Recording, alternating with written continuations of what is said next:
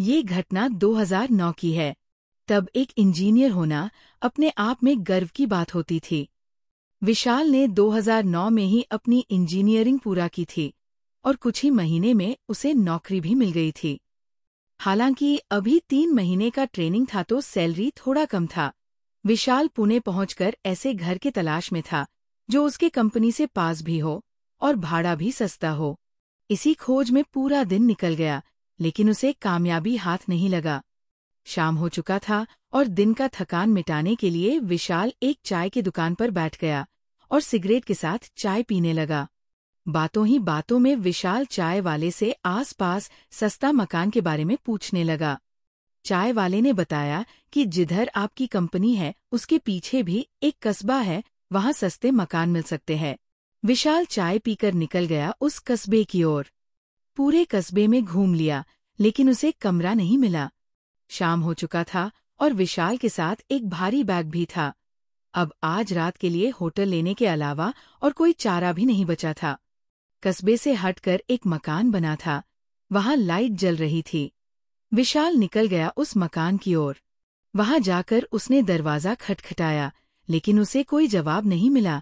लेकिन जब वो मुड़कर वापस जाने लगा तो ऊपर के बरामदे से कोई झांका और विशाल को रुकने के लिए बोला। अभी तक तो घर में बिल्कुल शांति था, लेकिन अचानक से घर में हलचल सा हो गया था। ऊपर के मंजिल से बच्चों के शोर की आवाज आने लगी। उस आदमी से बात करने के बाद पता चला कि ये मकान उनके रिश्तेदार का है। उनके रिश्तेदार बाहर रहते हैं। पूरा मकान उनके जिम्मे है। उस मकान का भाड़ा बहुत कम था। विशाल ने 1 महीना का एडवांस में भाड़ा दे दिया और वो आदमी नीचे के फ्लोर का कमरा खोल दिया। ऊपरी मंजिल पर रहने वाली फैमिली बहुत ही मिलनसार थी। कुछ ही दिनों में विशाल और उस फैमिली में अच्छी बनने लगी। 2 महीने बीत गए थे, अभी भी विशाल मकान के असली मालिक से नहीं मिला था। विशाल भी कंपनी के काम में व्यस्त रहता था तो इस बारे में सोचता नहीं था। विशाल को फिल्म देखने का बहुत शौक था। कंपनी से मिले सैलरी से उसने सेकंड हैंड टीवी खरीद लिया और उसे अपने कमरे में सेट करने के बाद वो केबल वाले दुकान पर पहुंचा।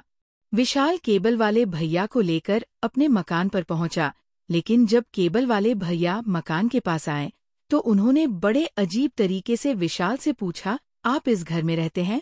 विशाल चौंकते हुए बोला, क्यों, क्या हुआ? कोई दिक्कत है क्या?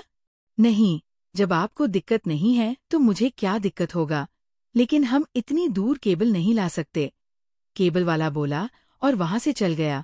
विशाल के मन में ये बात खटक रहा था कि केबल वाले ने इस लहजे में क्यों बोला था कि आप इस घर में रहते हैं। विशाल घर के अंदर गया तो पहली मंजिल पर रहने वाले आदमी से पूछा कि इस घर में रहने में कोई दिक्कत है क्या? उस आदमी ने हंसते हुए विशाल को बोला, बाहर के लोगों का मत सुना करो। लेकिन विशाल के मन में शंका तो था ही। एक दिन जॉब से वापस लौटते हुए विशाल चाय वाले दुकान पर रुका और चाय वाले से उस घर के बारे में पूछा। चाय वाले ने वहां ना रहने का सलाह दिया, लेकिन जब विशाल ने ये बताया कि वो तो वहां रह रहा है तो चाय वाले के चेहरे पर हवाइयां उड़ने लगीं।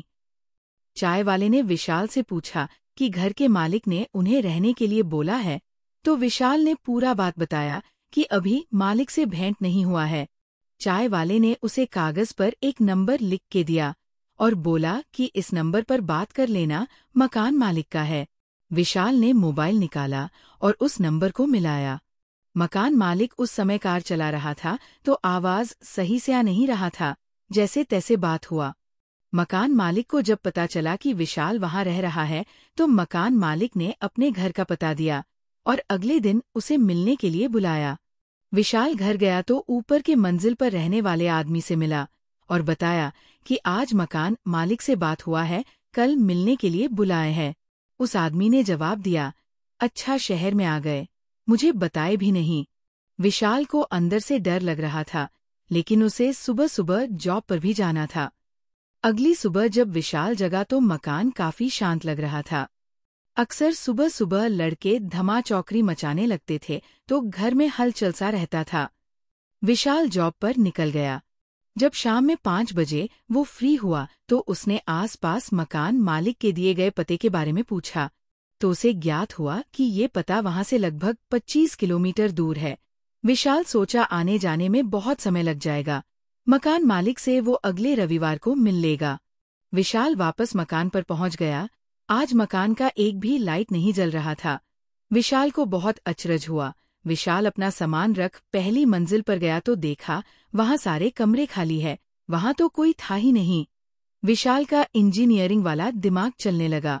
विशाल को समझ आ चुका था कि ये ऊपर वाले फैमिली यहाँ चुपके से रहते थे। कल जब विशाल ने बताया कि वो मकान मालिक से मिलने जा रहा तो सारी फैमिली चुपके से निकल गए। विशाल ने ये बात मकान मालिक को फोन कर बता दिया। मकान मालिक ने बोला हो सके तो अभी उसके पास आ जाओ या कल जरूर उसके पास आओ। जब विशाल ने अपने जॉब के बारे में बताया तो मकान मालिक तेज आवाज में बोला, एक दिन जॉब करने नहीं जाओगे तो मर नहीं जाओगे। अब विशाल डर चुका था। अभी तक कोई भी उस मकान के बारे में बुरा बोलता था तो विशाल को लगता था कुछ बुरा होगा तो ऊपर वाली फैमिली है ना, लेकिन आज तो वो भी नहीं थे। विशाल रात को मुश्किल से 2 घंटे सो पाया। सुबह सुबह ही वो मकान मालिक के यहाँ निकल गया। मकान मालिक को देख पहले तो विशाल डर गया। मकान मालिक की शक्ल उस आदमी की तरह था जो ऊपर के मंजिल में रहता था। विशाल ने जैसे तैसे अपने आप को संभाला और मकान मालिक को शुरू से सारी बात बताई। सारी बात सुनकर मकान मालिक को सारा मामला समझ में आ गया। मकान मालिक ने विशाल को एक फोटो दिखाया। ये फोटो उसी परिवार का था जो पहली मंजिल पर रहते थे। ये परिवार कोई और नहीं मकान मालिक के भाई का परिवार था। मकान मालिक के भाई ने कर्जा लेकर एक बिजनेस शुरू किया था। वो बिजनेस में बहुत घाटा हुआ था। भाई चाहता था वो अपने हिस्से की जमीन बेचकर कर्जा भर दे, लेकिन मकान मालिक के पिता राजी नहीं हुए। उधर कर्जा वसूलने के लिए रोज घर पर गुंडे आने लगे। एक दिन पूरे परिवार ने जहर खाकर अपनी जान दे दी। तब से उस घर में कुछ ना कुछ होता ही रहता है। मकान मालिक ने वो घर को छोड़ दिया और यहाँ रहने आ गए। मकान मालिक ने ये भी बताया कि विशाल अकेला नहीं है, जिसे उसके भाई ने रहने के लिए बुला लिया। उससे पहले एक मजदूर का परिवार भी इसी भ्रमजाल में फंसकर 6 महीना वहां रहा था। ये सब सुनते ही विशाल वहां से लौटा और अपना सारा सामान लेकर एक नए ठिकाने की ओर निकला।